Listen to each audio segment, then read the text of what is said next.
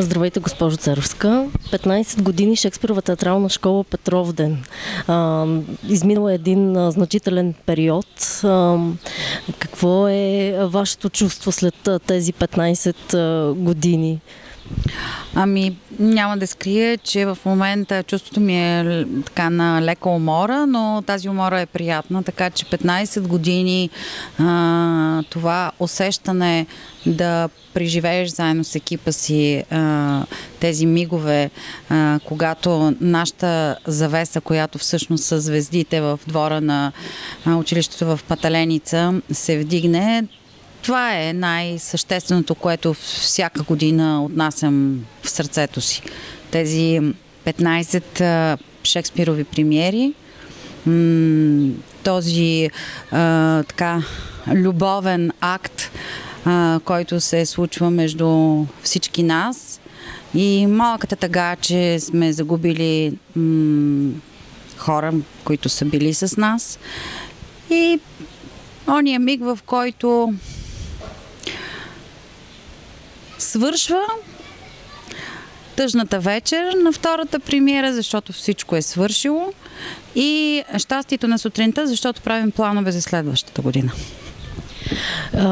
Би ли могло да се определи най-въздействащ спектакъл през тези 15 години или може би спектакъл с най-големи препятствия по реализацията му? Да ви кажа, аз не съм човека, който може да прави правилната преценка, защото съм много вътре в нещата, но имало е спектакли, които са били много тежки, за да бъдат реализирани. Имало е периоди на много лека и приятна творческа работа и атмосфера.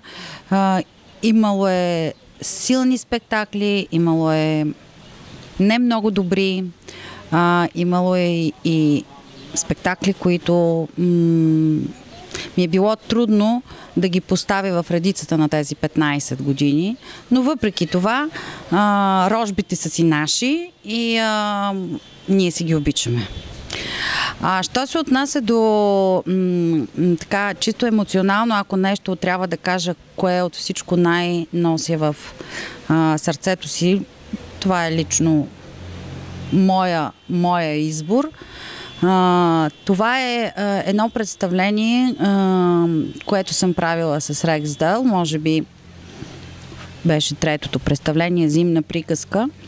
Това е най-тихото и най-задържащото вниманието на зрителя представление.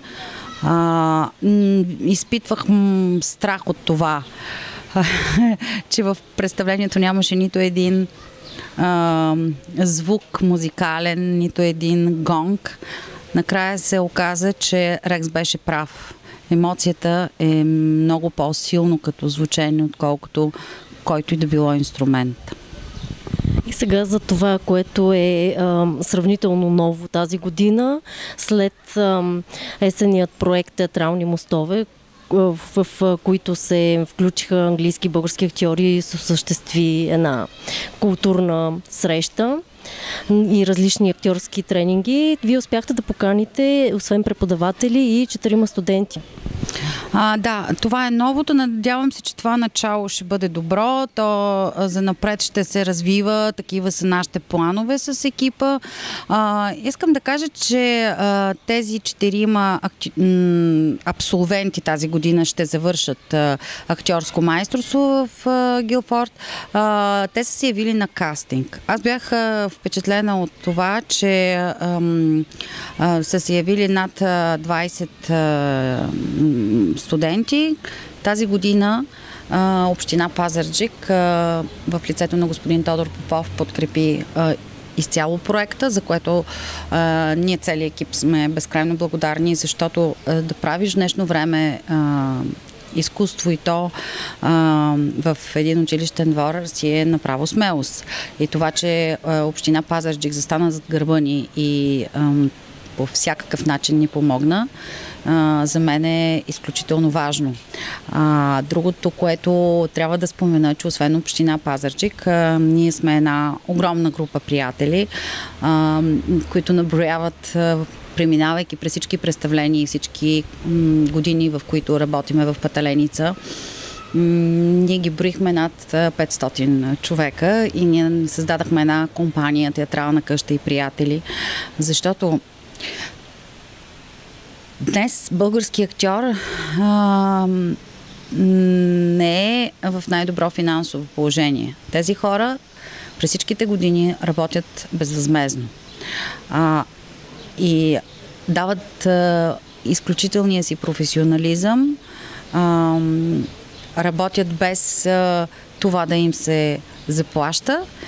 И тук е момента да спомена, че медиите на Пазарджик, Форти медия, която е медията на Младежкия дом, Радио Фокус, Телекабел и електронните медии бяха наши партньори през цялото време.